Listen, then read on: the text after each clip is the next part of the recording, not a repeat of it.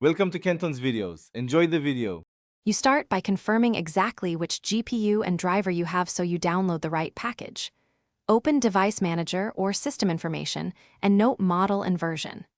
Once done, create a system restore point or backup important files to undo changes if something goes wrong.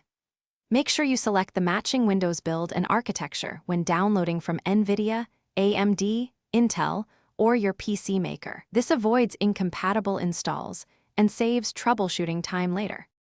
You should close non-essential apps, then run the downloaded installer as administrator so it can update system files. When the installer asks, choose Custom or Clean Install to remove leftover driver components. This reduces conflicts.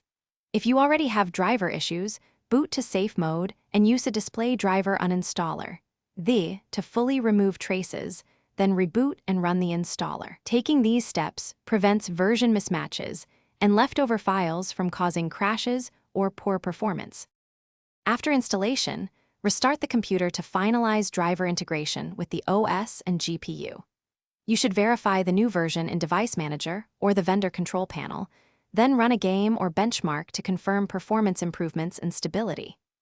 If you encounter crashes, artifacts, or boot problems, use the rollback option immediately or boot to safe mode and run to remove the driver completely, then reinstall a known good driver. That clean reinstall is the single most reliable troubleshooting move.